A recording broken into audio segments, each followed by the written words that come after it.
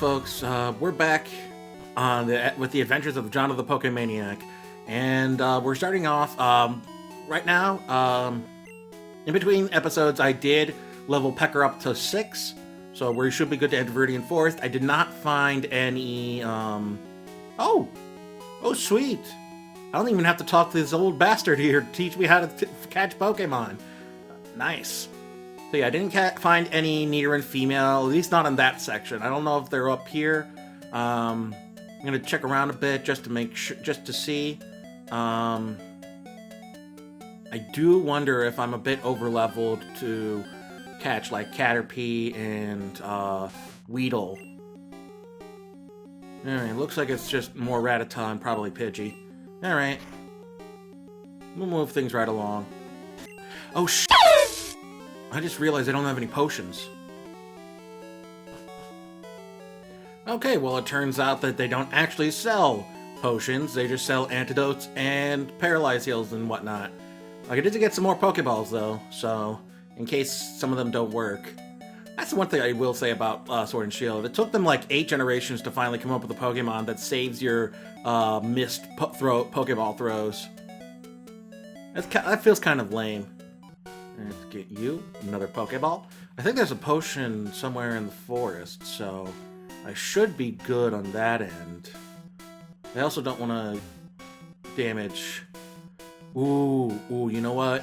While I'm here, I should probably catch me a Pikachu. It would not hurt Kakuna. I am not going to try and level up Pecker too much until I've caught a Caterpie and a Weedle. I want both Caterpie and Weedle because I'm going to need both. I want to try Beedrill, and I definitely want Butterfree. I'm going to see how long I can hold on to Butterfree. 5, okay. Pecker shouldn't kill you in one hit. So... perfect. Alright, item. Pokeball. Get in the ball. Perfect, Weedle was caught. And we're going to call the Beedrill... first, Hairy Bug. Often found in forests, eating leaves, has a sharp venomous stinger on its head. We're going to call our Weedle. I kind of wish Ash did catch a Weedle. We're going to call you... Buzz. Lame. Very weak, I know, but I like it. Simple, very simple. Now, the problem is I may have to catch a Metapod, because I think it's the same thing with neither and female. I think it might be closer to blue, like it might be more populous in blue than red. Okay, another Weedle. It's even weaker. So we'll just avoid. We're gonna see if I go finding 3 Metapods before finding a Caterpie, the next Metapod after that I'll catch. There's one. That's the other thing too. I've heard so many, growing up, I heard so many different tricks to find Pikachu in Viridian Forest. Like, you gotta walk around down there in the far right, bottom right patch, they're only found there, or you gotta go all up and down the trunks like this many times, and it was like, nah, it's just randomly generated whether or not a Pikachu showed up. That always bugged me. How did Gary get a level like 16 Pidgeotto? Like, did he, when he started with a Pidgey? We saw he started with a Pidgey.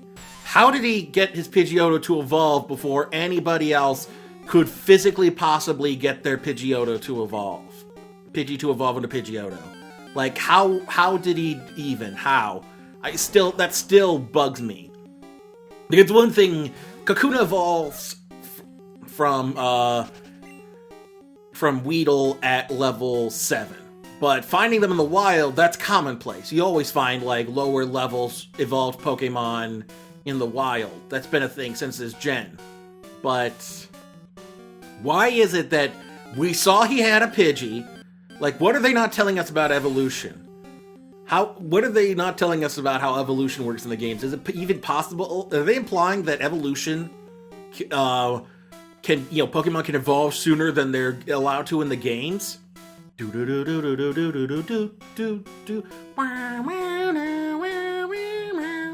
Or like, but that's just a theory. A game theory. Thanks for watching. Like, think about a guy who graded on me the longer he stuck around. Like, I used to be really into the Matt Pat style breakdowns, but that was before it went. That was back when it was like, here's the actual science. It was like Mythbusters for video game stuff, and then eventually it just became like fan theories. It just became like a collection of various fan theories about video games, and it stopped being about like, oh, here's the logistics of how this thing works. I think Loxton kind of took over that sort of nerdy math science nerd aspect of video games, but he only focuses on Pokemon. So we don't really have maybe there is another game centric like physics based channel where it's like, yeah, here's how this would physically work, or here's the physical implication, here's how physics. Oh, hey, there's Caterpie. All right, oof, level 3. I'm not gonna test it. I'm gonna just throw the Pokeball.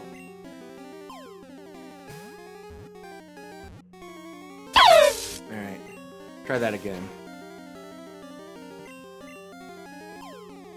Once again, later games, shortcuts for Pokeballs. Makes it so much easier. So much less of a hassle. Man. Now, Gen 1 is obviously the peak of video gaming. There we go, Caterpie was caught. I think the go-to is easily Mothra. Short tip feet, able to tirelessly climb slopes and walls. Nicknamed Caterpie, yes. But instead of Mothra, we're gonna call our little butterfly Pokemon. I mean, there's the easy one, Happy, from the anime. Richie never got his due, goddammit. So you know what? In honor of Richie,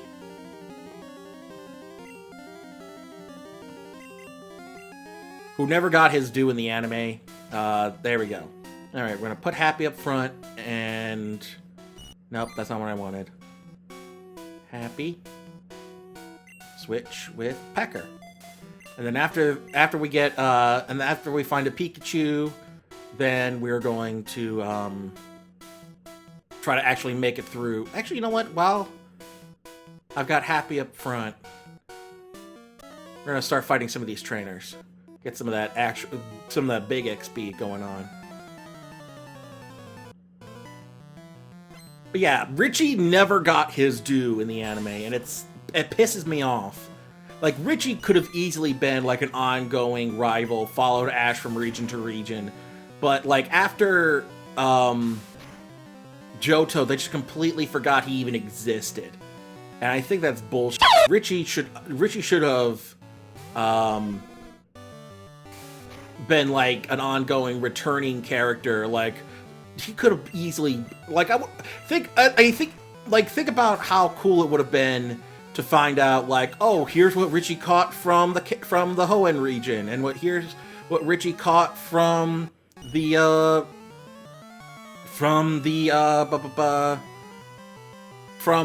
like the Kalos region. Like, here, think of all the cool Pokemon and nicknames he could have had. He would have been a consummate friend and rival to Ash, and it's like, why didn't we get that, anime? Why can't you let us have nice things, anime? Why couldn't we get the game female protagonist complete with Scottish accent in the new anime?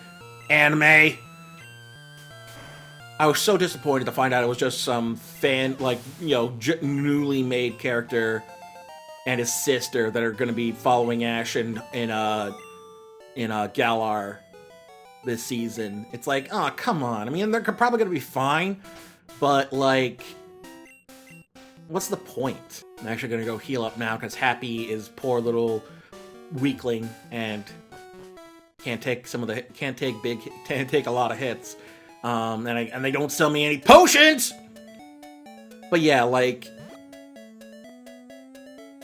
why did they just dump Richie? Like, the last time he showed up was in, like, a Chronicles episode, where, like, he hung out at Professor Oak's lab and fought Butch and Cassidy.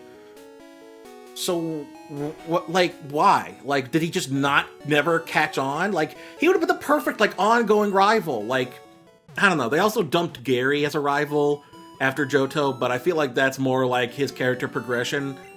He just decided he was not wanting to be a trainer. He wanted to be a researcher like his grandpa. And he turned into a really interesting, well-rounded character. But, like, Richie just got completely dumped by the anime. And how did Brock become the one go-to? Like, think about this. The one thing that I think would have been amazing for the anime is having a rival that traveled with Ash, but also competed in the league with Ash. So they had to be rivals. Like, think about that. They are best friends and they hang out all the time, but when push comes to shove, one of them has to beat the other. Wouldn't that be interesting? Wouldn't that make for compelling storytelling? Wouldn't that be something? Ah, jeez. If you survive this, Happy, I'm gonna swap you out. Oh, wait. Okay, good. You're good, Happy. We're have to run you back to the Pokemon Center, unfortunately, because you're a little weak boy.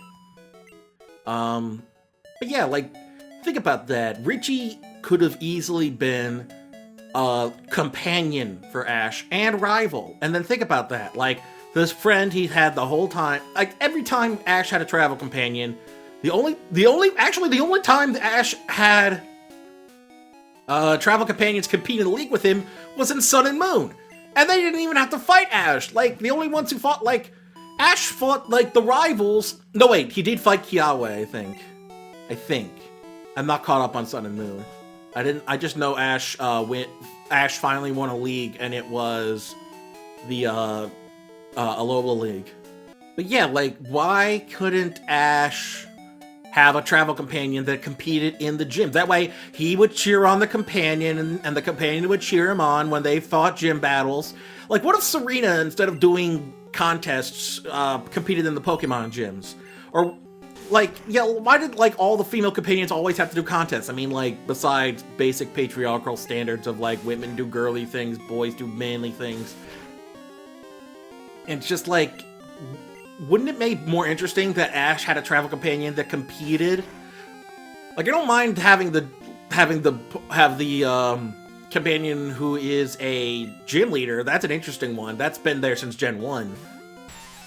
But, the fact that Ash can't have a companion that is also joining the league and also fighting and also gonna be his rival, like, that's the whole point of the new game Rivals, is that they're not your enemy, they're your friends, but then you also have to beat them in battle. I mean, that's kind of the whole point. They went from rivals like Gary to rivals like Hop and How. Everyone's like, oh, good, I miss when we had rivals that we could hate. And it's like, no, they're always there, because you have that little emo kid in Sun and Moon. I forget his name. He has the, frickin' Chimera Pokemon. And then you have Betty?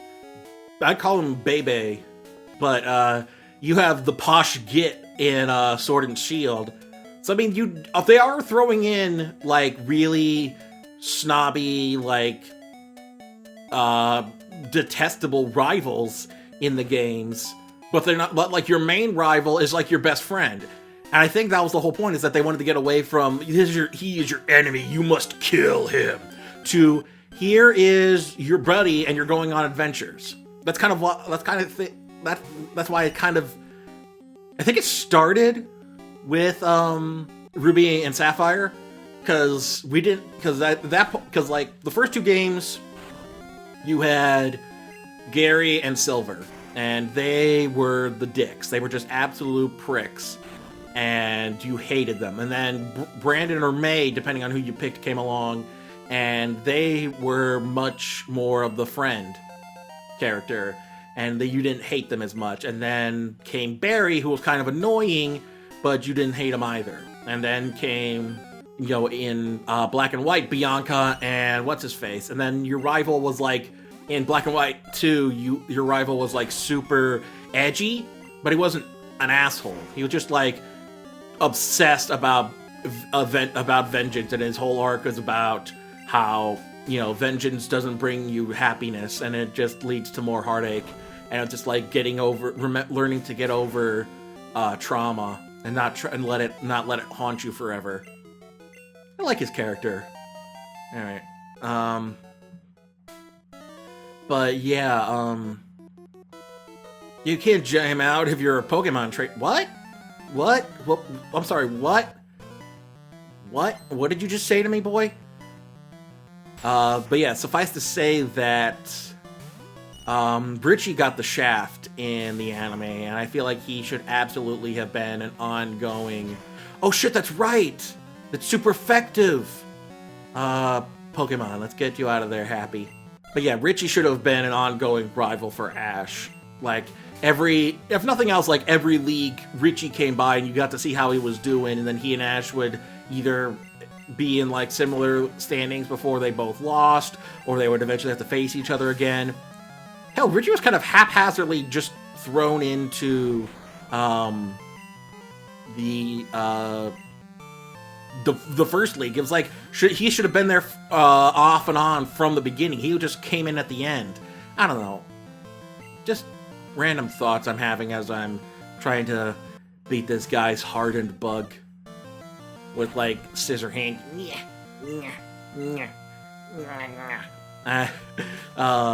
I don't know why it looks like that either. Gen 1 sprites were weird. I hear the red and green ones are even weirder in the original version, because I think this is technically blue that we got. Japanese blue is what we got for red and blue, and red and green in Japan were like even buggier and weirder looking sprites. Ay vey, they've come a long way. Happy's level 6, good. I think we'll get Happy to evolving, and then we'll move on to Buzz. Bit of a pain in the ass comparatively, because it would be easier to swap out to Happy to start off the battle. Whatever, no mind. It is what it is.